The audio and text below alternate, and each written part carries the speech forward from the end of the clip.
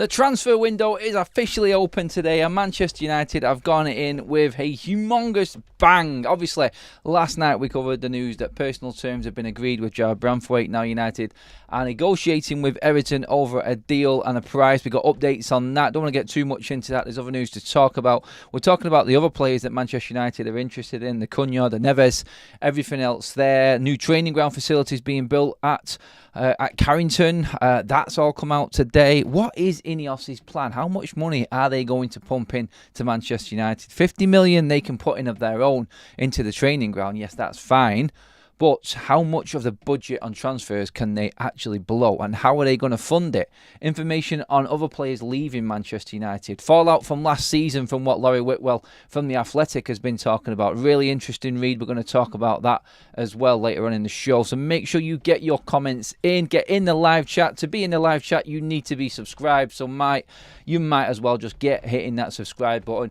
Give the video a like. Let's crack on with what's going on and get right into where United are up to right now, because it has been one hell of a last 24 hours for Manchester United. Last night, obviously, we was on late after the news was broke by the Times, and obviously then TalkSport later on about Jarrad Branthwaite. Everyone else has been talking about that this morning now, and it is full on. Pretty much happening right now. So what does that mean for all the other targets then? Quickly on that one, was wanted to update everything on that, because last night obviously it was all about the personal terms being agreed. Jarrad Branthwaite wanting to come to Manchester United. That's all fine as well. We figured out why. We are going to go in with this deal quickly. It was mainly down to the Everton financial situation and possibly needing to balance the books before the end of June for financial fair play. So United can act quickly, because Branthwaite obviously is not going to the Euros and negotiations can happen, and this can be turned around the next 2 weeks. How United have managed it, I do not know. But, hey, what we're talking about next is the price for Jarrad Branthwaite. As you can see at the bottom of your screen, the big numbers then start flying in. I'm sure pretty much every media outlet just makes up their own number and just goes in with it. And we're hearing 80 million, 70 million. That's not going to happen. United are never going to go anywhere near that sort of price for Jarrad Branthwaite. I'm going to put a tweet out this morning. A few people have come back to me, probably rightly so, because it is just a little bit like, what you're talking about, Adam. This is what always happens. Players agree personal terms first, and then it's negotiated with the club for a fee. Well, no, it doesn't always happen like that. But what my point was, and I should have made it clear this morning, and what I said was that United have taken advantage of this situation. Interesting how they've not approached Everton with a bid to try and sway them. How they've actually doubled down on the fact that Branthwaite being wanting to go to United with that big wage, and everyone's talking about that big wage, and we'll touch on that as well. And then hitting Everton with a price and an actual valuation of Jarrad Branthwaite. So that's where I was going with it. It was really interesting how everybody in that response to that tweet that I put out are still completely are not with Ineos. There is many people that just use that to actually go in on Ineos and just say, look, it's just the Glazers Part 2. How can it be the Glazers Part 2 if we're acting quickly like this? How we are actually being proactive in making this happen before we were expecting it to. I mean, obviously, if it does come off, fantastic. That's great news for Manchester United. And there is still that element where there's that uncertainty, and you don't know if United are going to be able to get that deal over the line quickly. But what it does do, it sort of then poses questions about how Manchester United are going to balance their budget and how they're not going to blow it in terms of what we've got to spend, because it works out officially without sales. United want to spend, according to Ineos this is, and the books, and how Sir Jim Ratcliffe is looking at the club, not using the revolving credit facility this is, where United can spend more. 50 million is our spend. So we're looking at Branthwaite coming in. We're already going to probably blow most of that on that. But when you look at it, you look at the players that are leaving the football club, how we've already got around about 8 million quid for Jadon Sancho. We've obviously got payment for Alvaro Fernandez from Benfica. We're into the teens. We didn't spend anything in January, so maybe the first down payment this month for Jarrad Branthwaite comes in there. But it all comes down to how Ineos can negotiate a price for Jarrad Branthwaite and what we actually get him for now. I think that's what everybody's waiting for. And obviously, like we said last night, how long that contract is for Jarrad Branthwaite and how much is involved in it, because how much is involved in that is going to give us a good indication of where everybody else is going to be when United go in, because the names that are being touted and put out there right now are all of the younger, like Matheus Cunha from Wolves, for instance. That's a player that United are fully looking into. We've seen the video online about someone asking him questions about the transfer window. Obviously, if you're coming over from Spain, from Atleti, Brazilian, you want to be playing at the highest level. You want to be playing in the Champions League. United are not in the Champions League, so you're wondering why I'm even bringing it up and talking about it. But it's the project again, isn't it? It's the project. Once you start making these signings and Ineos make their intentions clear, it starts to trigger something in other players. And anyone who was thinking like, why would you go to Manchester United? Well, all of a sudden you go, all right, United have just dropped that news. It's not coincidental that today we've seen a £50 million investment into what's going to be one of the best state-of-the-art, well, interior-wise and facility-wise, training ground, first-team player complexes that there is, according to the news and the reports from the Telegraph regarding Carrington and what's happening there. So if you're a player, you're looking, right, why would I go to Manchester United? What can Ineos do? How did they convince players to come to United? Well, they convince players to come to United by spending what money they can elsewhere outside of financial fair play, which is all within the rules about spending your own money into the facilities and the infrastructure. That's totally fine. So the 50 million investment, which is ongoing through the whole of next season to redevelop Carrington. In that as well, it pretty much confirms that United are staying where they are. They're not going to spend 50 million and then move away from Carrington. United are investing into the training ground as it is. So no move there, but plans are in place. So you're looking at that as a player and going, whoa, 50 million investment there. If Jarrad Branthwaite goes, it's a target that United, I feel, can get simply because it is an upgrade for him. And you're looking at players that are at clubs that will look at United as an upgrade right now. Like Wolves below us, Cunha coming in, it's a step up. Branthwaite, it's a step up. We're not going to be able to compete in the market for these big gun players at big clubs anymore, I don't think. Not yet, anyway. And that's where I think that's why Ineos are throwing their weight at Manchester United. They're making it look like an appealing proposition. They're making it look like a place you want to go and play football and want to be around your day-to-day in that facility. The players that are coming in, the strict nature of how they're dealing with players that really don't want to be part of the project. We're going to get into that later in the show as well. In about 3 minutes, I'm going to open it up to all of the chat and give you guys a chance as well, because that's what we like to do on this channel on all of these topics. So if you have got any comments or any side of this that you want bringing up or wanting to talk about, get into the chat now. That's what we like to do on this channel. That's why we go for a little bit longer when we get breaking news on certain transfers, because we're a fan channel and we want to involve everybody else. That's why we do it, and I want to get your input into that as well. So get into the comments now. So when we hit the 10-minute mark, we're going to get into your views on everything. But then, when you look at everything like that, and that's what I do, I look at everything in detail and what Ineos are doing. How can they make Manchester United that attraction for players when we've not got the top-level football? Europa League is definitely going to help. That was a bonus when it came to actually finishing the season and being able to offer European football. Like, players are going to be getting a trip to Wembley straight away. Any new players coming to United, you're going to be playing Manchester City at Wembley in the Community Shield. The draw for the Europa League, going to be travelling around Europe. There's new training ground facilities are being upgraded. And you're going to be part of bringing Manchester United back to greatness again, if you listen to Ineos, that is. And I think that's where they're going with it, and I think that's their whole angle on it. Thomas Begley, welcome to the Members Club, mate. Thank you very much. Please enjoy. Guys, as well, just a quick update on the Euros and what's happening. For anyone who's watching on any of today's streams, just on today's streams, there's a link in the description right below for our Euros Dream Team. Get in there now before the first game later. And a link also to the platform where we'll be doing watch-alongs. It's open to everybody right now. So if you want to come along and watch the Euros, we're covering Germany against Scotland later on. Get in the description now. The link is there. Sign yourself up. It takes 1 minute to do it.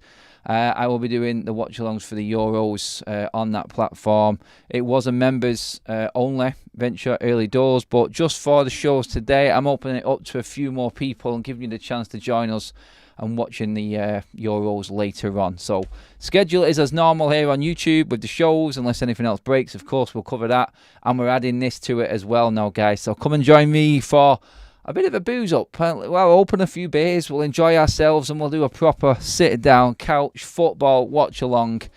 I'm going to be bringing guests on to watch with me and everything like that, so make sure you're involved in it, guys. Back to United. Time to get your comments in, everybody. Let's see what everyone is saying regarding this. Get it up on anything if you want it to be about Branthwaite, what Ineos are doing, the approach, how we're balancing the budget. I want all of that. Get into the chat right now. Jamal says, we all know Erik ten Hag has no style whatsoever. God help us next season. He's going to have to change that, mate, very, very quickly. Negotiating is easy in a one-horse race, but it's United's waiting for best in class to arrive, says Stephanie. Mike Fergus, it was a nice pub, never mind. That's about something else. Surely we can get Branthwaite for cheap. Everton are a mess and need to sell. Now, the new ownership is coming in for Everton, and obviously in time they're going to have a little bit more money, obviously, but I don't think that's going to be able to be done in time for the financial reports that need to be handed in within 2 weeks. So I think Everton, just to cover themselves before the new ownership comes in, then they'll be able to spend money in the transfer window. But right now, just to cover, if Branthwaite wants to go, they will sell him. They will be safe. No points deductions, no penalties from the Premier League. They're happy. United have got another defender in, the first one to cover Rafael Varane, and we move from there. So yeah. Let's just double check. The chat want a poll on... No, we're talking football, guys. Come on. We're not talking about bounties and doing a poll on bounties. No, we'll do that later. You crazy lot.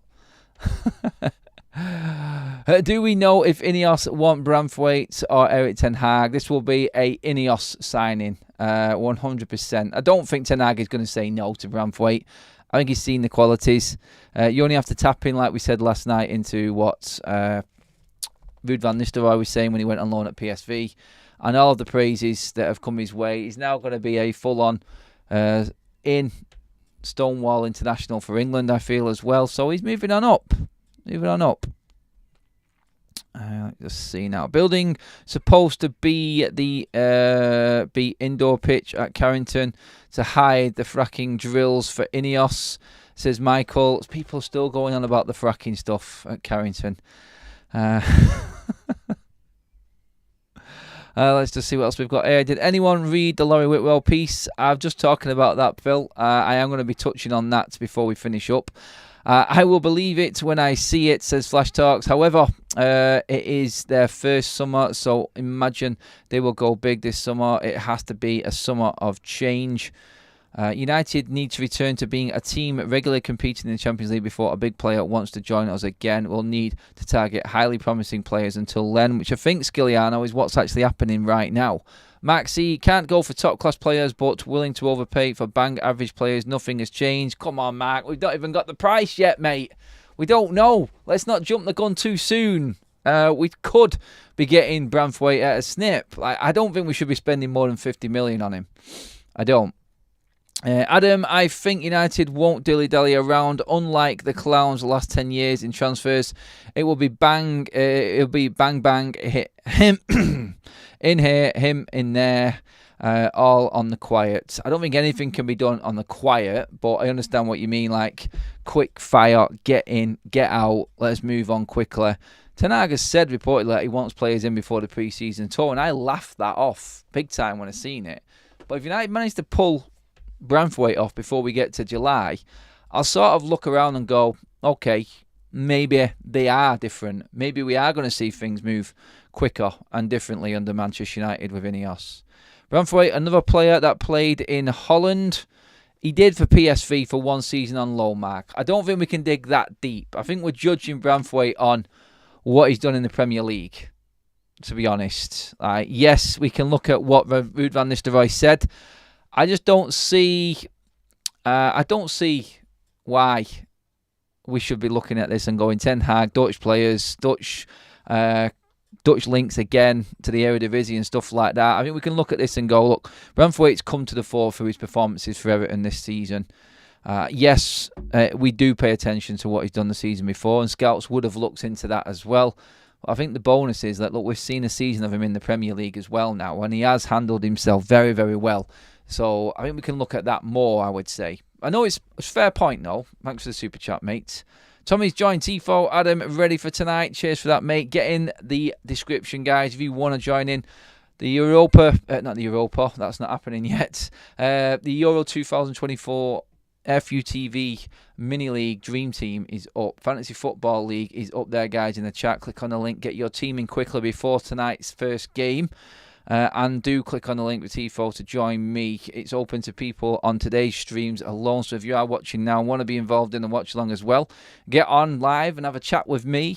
You will be on the show talking to me live if you want as well, having your say on United and the Euros, whatever you want to talk about.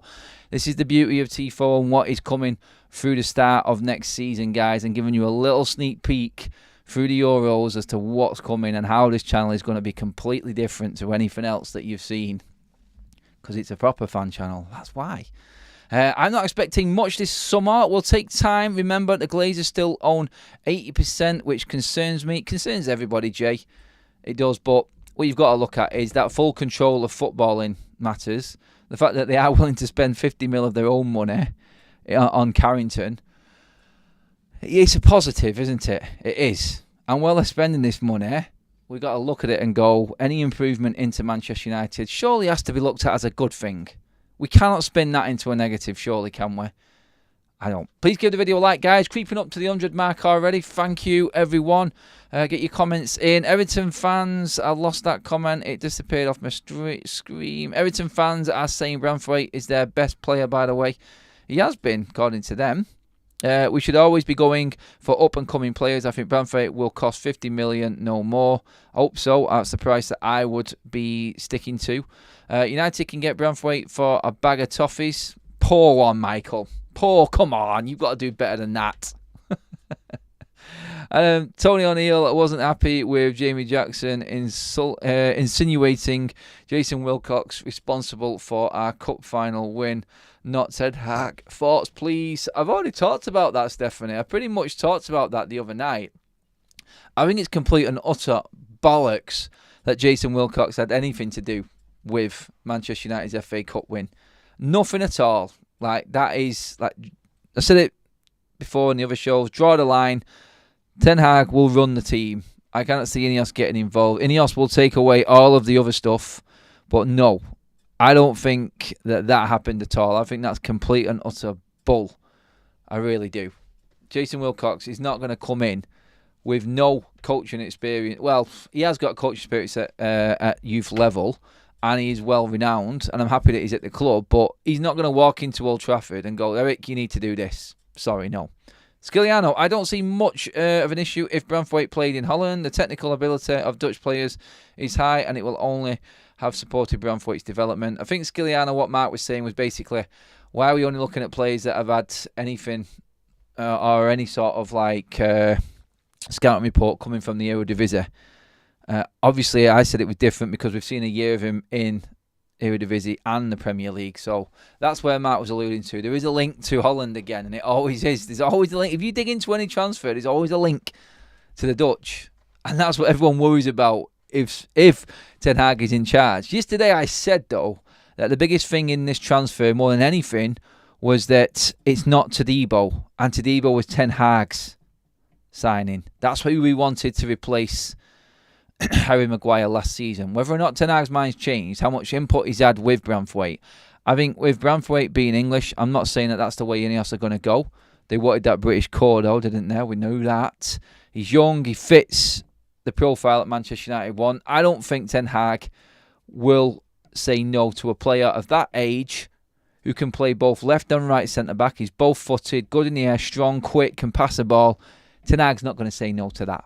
He's not. So if Ineos brought Branthwaite to the table and said to Ten Hag, this is a player that we think can suit United for the replacement of Raphael Varane, for instance, what do you think?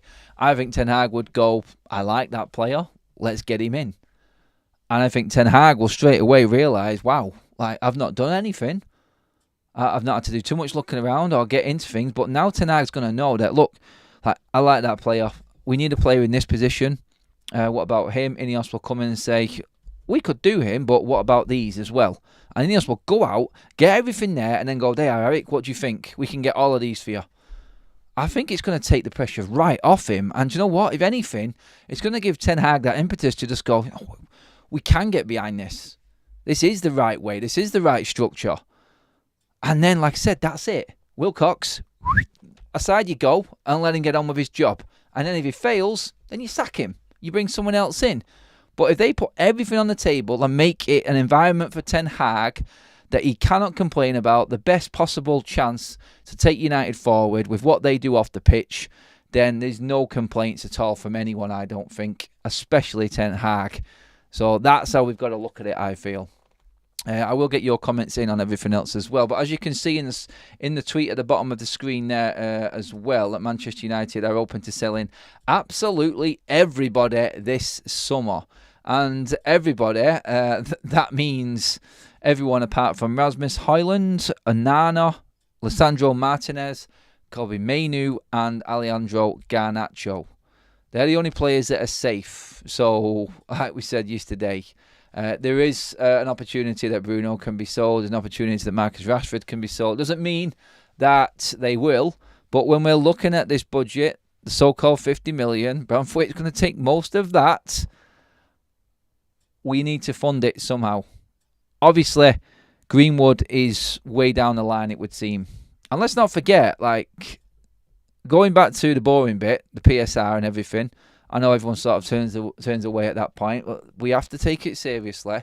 It's instalment payments. If you can get Greenwood over the line, you've already got the loan fee and the money off Alvaro Fernandez, loan fee off Sancho, Alvaro Fernandez, you get Greenwood fees in, you start to be able to balance your books and manipulate it around a little bit.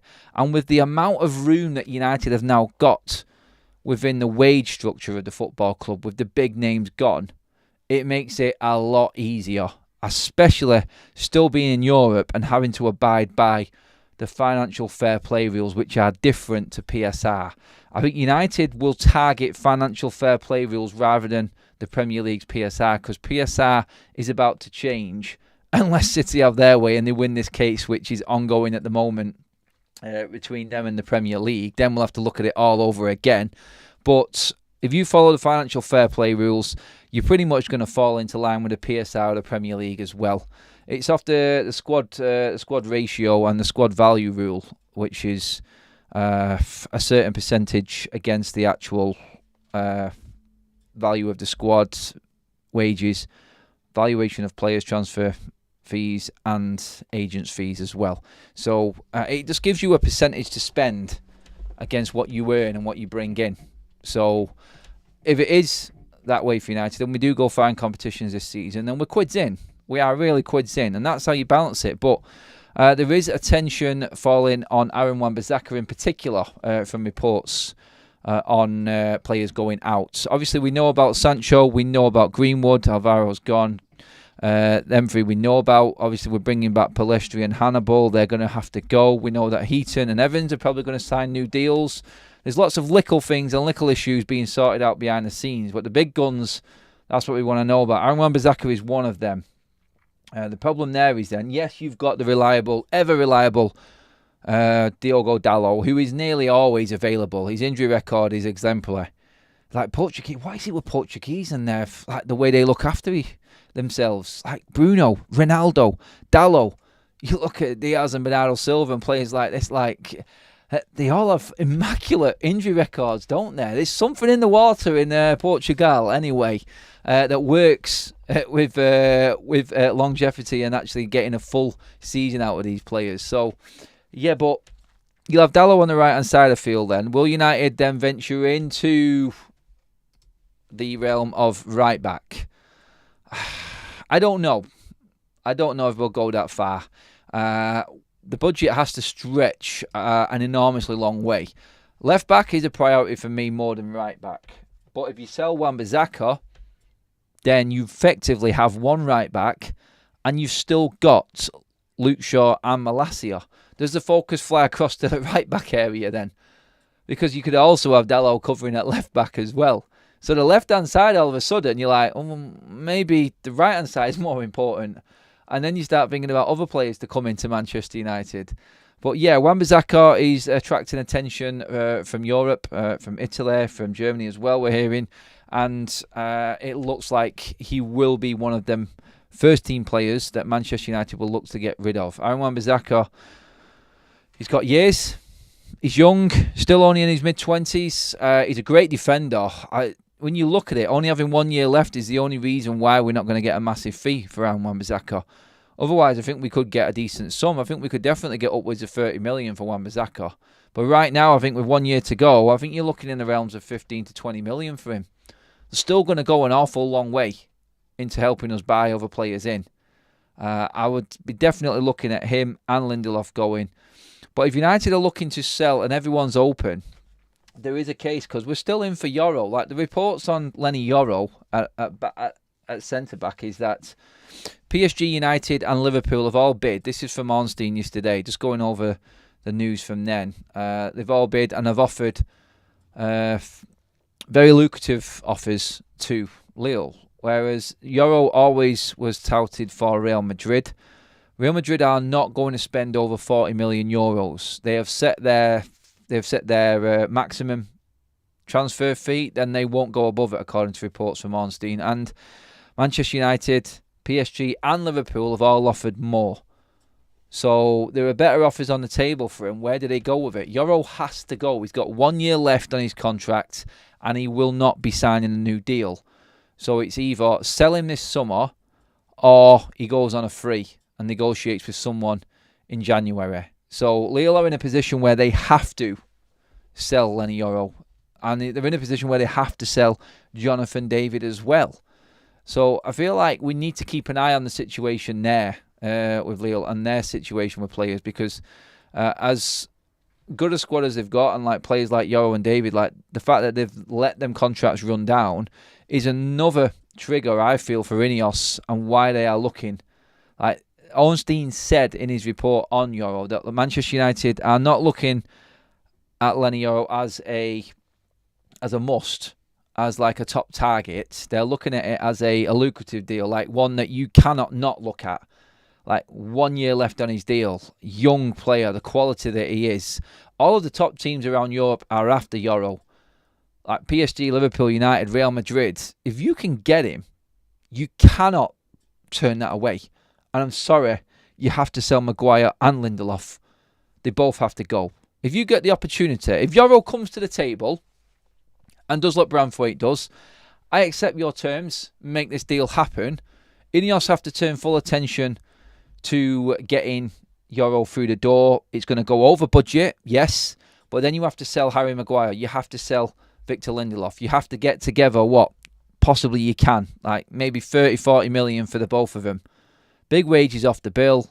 And again, you're cutting the wage bill in half with bringing in Euro and Branthwaite. Can you imagine, like, Victor Lindelof and Harry Maguire go? Now, it's all just hearsay and everything. I'm not saying it, but the possibility, and what I wanted to discuss it with you guys, if Euro comes out and does what Branthwaite's done and say, look, like Ornstein said, United, there's offers in already. Like, United want to talk. Like, they cannot ignore the situation. That's what we're saying. He's 18. Even if you were looking at this, he's a quality player. Even if you're looking at this as Ineos, like, the investment opportunity in Euro is ridiculous. 18, proven European quality player like that. You have to go all in on it. And you know what? You might not even have to offer him stupid money. Liverpool are not going to offer him crazy wages. PSG might.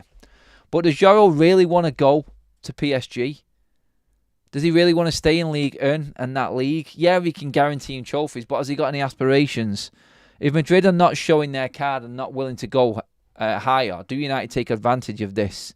And all I'm saying in it is Ineos have to be aware of the situation, and this is where I think they are. This is where Ineos are going overtime and making sure that they look into absolutely everything, not just with the player, but the situation with the player. There are many players out there that United are looking at that have still got 2 or 3 years left on his contract. 1 year left for Euro. You could get him easily for 50. You could get Branthwaite and Euro for 100 million. I know we're playing FIFA a bit and Champ Manager. Just ignore it and just go along with the actual what could really happen for Manchester United here. I don't think they're going to turn that bid down. And then you've literally changed the face of Manchester United's defence. The only issue we've got there though, is Ineos looking at the player side of thing when they get to Manchester United. Both Euro and Branthwaite will be coming on these fees thinking that they're going to play. One of them will miss out. This is like the investment into the squad depth.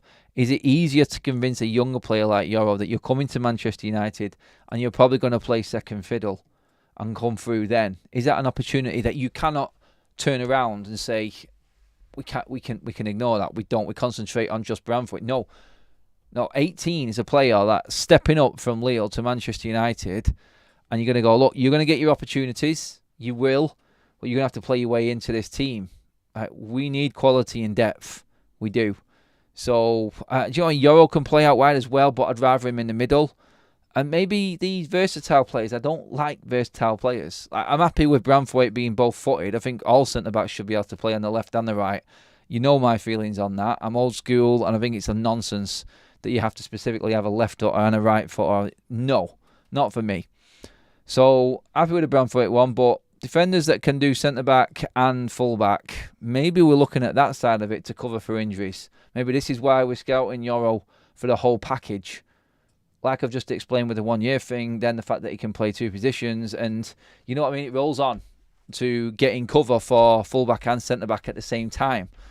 Mark says, by Frimpong, we have to try 30 million plus buyout.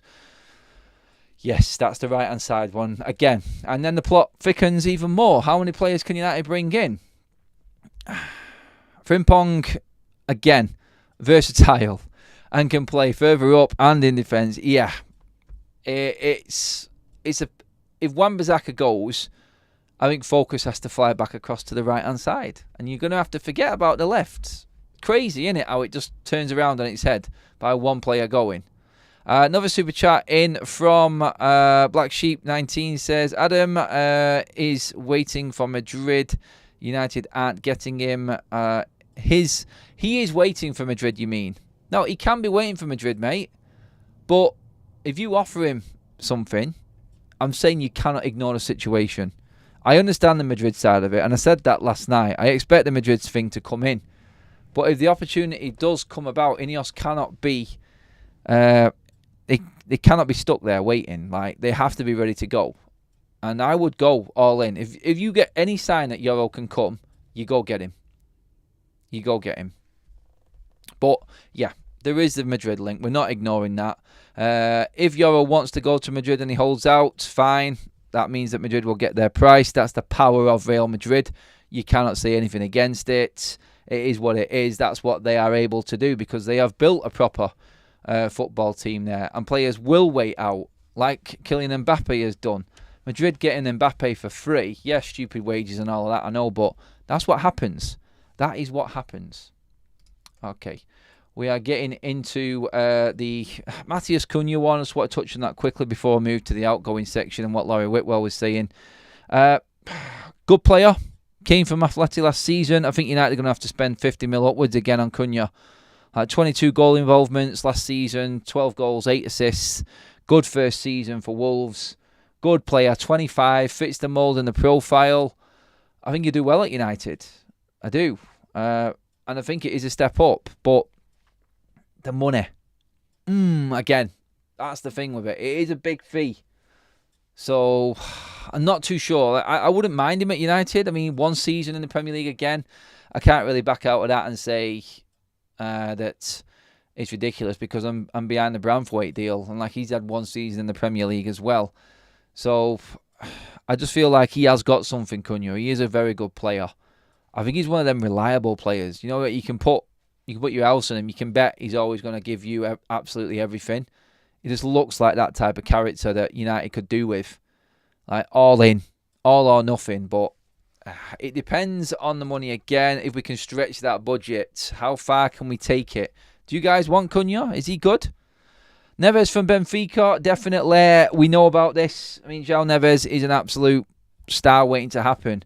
Young, again, he's probably going to be the most expensive signing of the summer. If you don't think that Neves fits, then I have to question your knowledge of football and what this guy can bring. If you're slotting straight into that midfield at Portugal, and he's going to have to work his way in, then there are obviously qualities there. We've seen what he can do. Everyone's watched the videos of him. Yes, we're not masters of the Portuguese league or anything like that, but people who are saying that he's too small, he's not physical enough for the Premier League. Well, yeah, Makalele, Kante, shut up, idiots. There's no such thing as too small in a player. That's quite clear, isn't it, with what we've seen in the Premier League. And then players that have won everything there is to win in European football. So, yeah, that's a load of nonsense. And I think he's the perfect fit, especially if Casemiro goes. Especially if Casemiro is on his bike. He pretty much funds that deal. So, yeah, I'm still keeping an eye on that one. I think that will start to escalate even more as the Euros goes on. And obviously, when the Euros finishes, strap yourselves in for a bit of a roller coaster, because that's when this transfer window is going to hit its height. Paulinho is definitely heading to Bayern. Yeah, I don't want him anyway, Stu. He's too old and going to cost too much. There's no point in spending that amount of your budget on a player who's 29 with no sell on. Ineos will go nowhere near Paulinho. I think that is a nothing story. Completely nothing story. But yeah, into what Laurie Whitwell was saying. Really interesting, and there's a lot of backing for Ten Hag on this one. But I think what he's done is it's opened up now. Like after Ten Hag has been announced, I think this would have all come out if it was announced or not announced. Great piece from Laurie Whitwell, and a couple of bits from it regarding Anthony and Jadon Sancho and why Manchester United are going to do what they can to get rid of these players this summer. They have to go. Before the Arsenal game in September, during a training session, Jadon Sancho did not commit to pressing as an opposition player in the practice match in the way Ten Hag wanted. Sancho was offered the chance to end his involvement early, which he took by walking off the pitch. Ten Hag referenced Sancho's training levels after the Arsenal defeat, and the player responded with his infamous social media post. Ten Hag attempted to explain his point to Sancho in one meeting at Carrington and attempted to schedule another summit a few days later in which he was expected Sancho would apologise privately face-to-face, but this did not happen. Laurie Whitwell would not be writing this if this did not happen. Jadon Sancho basically has been outed by the Athletic, and Ten Hag now becomes even stronger positioned, cemented in with the situation, how he dealt with it. If you walk off the training ground, and you know what? We can believe this because Jadon Sancho has got form in it.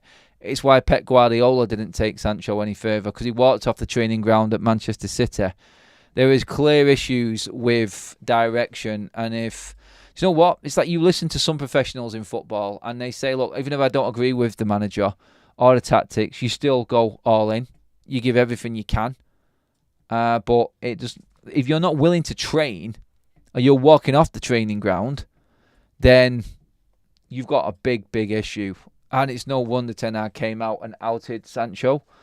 That would have just really riled him, because that would have been in front of the whole team, I'm guessing. So Jadon Sancho's claims about saying if he comes out and apologises, it makes him look like he's not bothered. Then now we're sort of saying, like, who do we believe in this? Because the Athletic have gone full on behind Erik Ten Hag in this situation. And for them to report this and Laurie to write this would have had serious backing.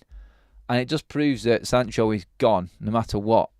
Like, does it help us, though, in trying to sell Jadon Sancho? The fact that this is coming out now and everybody knows the situation. So is anyone going to take advantage of this situation with Manchester United and Sancho and try and get him even cheaper? Does that help? I don't know if it does, but it's interesting to know what actually went down. And I'll get your opinions on this now in a second. But the Anthony one was another one. When Anthony showed his frustration to being moved to left back against Liverpool, we all remember the game. I was there. I remember it. I could see him kicking off. To both Liverpool and Arsenal last season. In the dressing room afterwards, Erik Ten Hag ripped into the Brazilian, telling him bluntly he had to play where he was told. I'm all for that. Not got an issue at all with what Ten Hag's saying there. Anthony is in no position to argue with a manager about if he's playing in a certain position on the pitch. He literally lucky to be on the bastard in pitch in the first place. So with Antony and Sancho, the way that the Athletic and Lawyers writ this out, it does look like it's going to plus point Ten Hag up. He's going to get a lot more backing from this, I feel. And there's going to be a lot more sort of people on Ten Hag's side as to last season's failings with certain things. So I look at it and I go, good that it's come out and we all got a bit of clarity on what's happened. It just depends if that is real. I cannot see Laurie writing that out if it wasn't real. You know what I mean? There has to be something behind that. There does. So get your comments on that now. Please give the video a like, guys. We're creeping up to the 150 mark. Let's keep them likes coming in, everybody. Make sure you are subscribed to Forever United TV. Thank you, everybody who already has. We had a load from last night. Like we said, we're just going to drop the news whenever it drops. I'm going to get a full-on fan debate about whatever's happening at United. It's what we're doing right now. We've all seen the old clips of Sancho as a young lad. Attitude problem has always been an issue with him. Bad lad, says Stu. I agree, Adam. Ineos need to be absolutely clever with transfer window and spend wisely. No marquee signings, please. No, agree on that one. What else have we got here? Hi, Adam. I really think that we need to look at the players that could have a future at United, which can help us save money, i.e. Palestre, Donny van de Beek, Amrabat. Or do you think they can improve? They can't improve the squad. Donny van de Beek can go. See you later. Palestre, I like him, but I think the reality is he is going to be sold. Donny van de Beek's not even in the equation, mate. He's just not good enough. Amrabat, I think, falls into that category as well. We've seen what he can do, but it's not. There's no guarantee with Amrabat, is there? Like, is it worth blowing 20 million of our budget? It's not blowing it because it's an investment, because he is a good player. And he's shown signs over the last few games of the season that he can do it. But are we looking at a different profile of player? It all comes down to what Ineos think. We can give our opinions, and we know that Amrabat has had a decent end to the season. He's shown his qualities finally. Now tonight, give him a chance, that is. But as for anyone else, I just don't see it. I don't.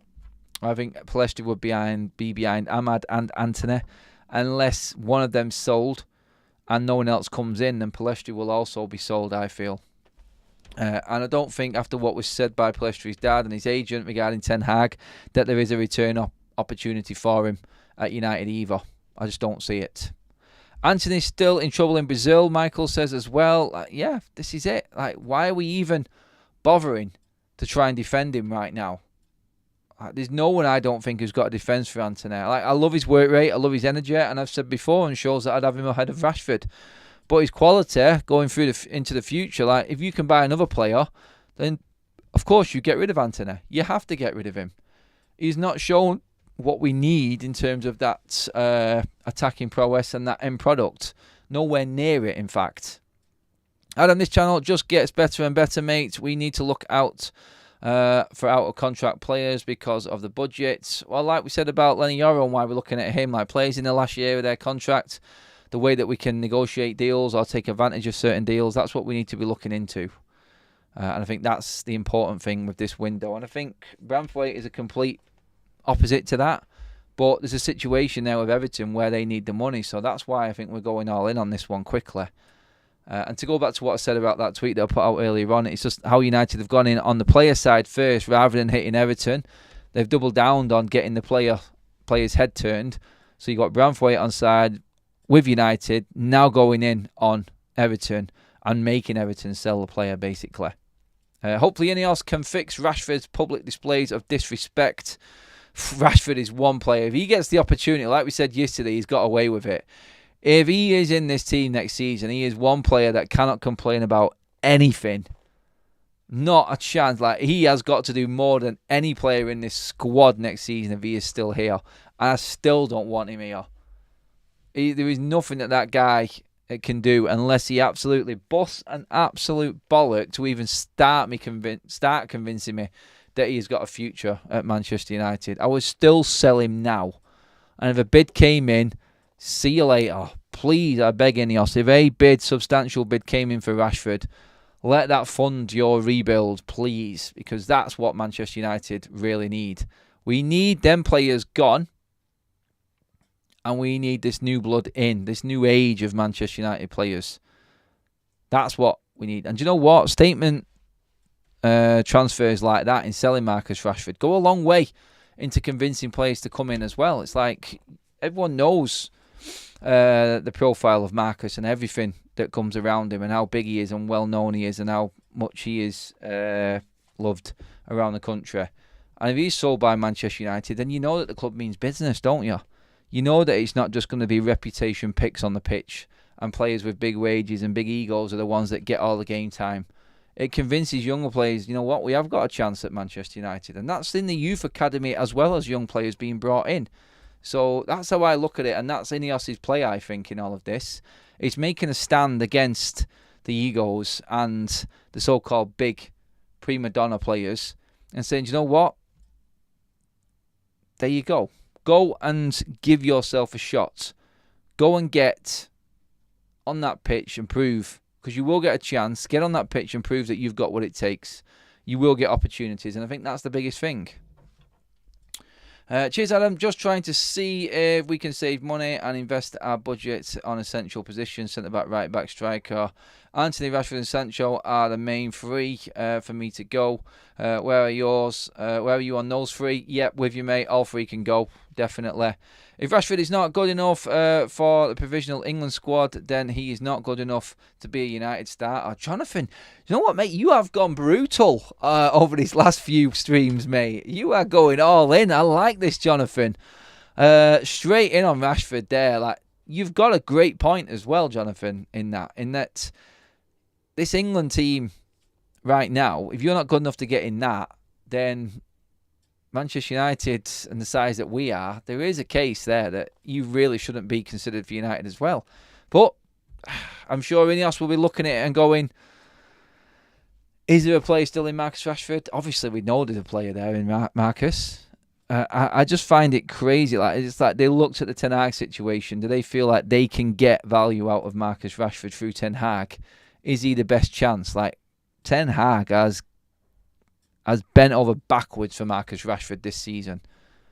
And if Rashford doesn't appreciate that and puts everything in next season, then, oh my God, his stock down. Whitwell was saying Rashford was moaning about not getting a chance to get into the right positions since Rasmus arrived. Yeah, all of that is in that read, guys. We can't go through all of it because we were making this pretty much about players going. So, yes, that was in there as well. And do you know what? It is a great read if you get into it. And do you know what? He opens up on a lot of things. And the Rasmus Højlund fallout again. Like, Rashford is falling into the Anthony Martial mould here. When someone comes in and takes his position, not being able to get in the right positions, you adapt. You have to adapt as a professional footballer. Otherwise, you're going to sink and sink quickly. And that's what Rashford did last season. Rather than looking at the situation and figuring out what he can do more to make this better, he sulked, he spat his dummy out, and he went out and had a beer. So, yeah, like, Rashford, adapt. Like, Rasmus Højlund's a new player. He's a young player. Remember when you came through? What was it like for you when you had Romelu Lukaku playing there? Do you know what I mean? We weren't seeing much moaning there. You were taking what opportunities you can, and you adapted your game to then out Romelu Lukaku. But now you've become the big gun. You think that no one can come above you. And that's the mentality and the attitude change in Rashford is why he's dropped off so much. Because he thinks he's already made it. If you think you've made it and there's nothing to adapt to, like, you should look at the situation right now and go, look where United are, and look at the other players. The fact that I'm out of the England squad is why I know I need to do more. It's as simple as that. Guys, that is it for this early show. I'll be back later on. Don't forget, guys, in the description is the link for our Euros Fantasy League. Make sure you get involved in that to see if you can beat me. There are prizes for the top 3 places as well, guys. So make sure you're involved in that. Also, we are doing watch-alongs for all of the Euros. It will be on a different platform called Tifo, and I'm opening it up for people who've watched today only. The link is in the description, guys. Your chance to see what is coming next season when the season kicks off. So get onto it, guys, and let's enjoy it. Let's have a beer and let's have a proper Euros watch along. It's in the description. Get onto it now, everybody. Make sure that you give the video a like. All of our other information about the sponsors that you can see, SofaScore, Optimally Me, they're all in the description as well. As the United Couple podcast, me and Kaz, episode 8 is out now. Go and watch that. Subscribe to that as well. Loads of stuff going on in the description, guys, there for you to get your teeth into as well. Thank you, everybody, for being involved, and I will see you all later on. Have a good one, people. Friday, weekend is here. The Euro start. The transfer window is open. Here we go. Yeah, literally. Here we go.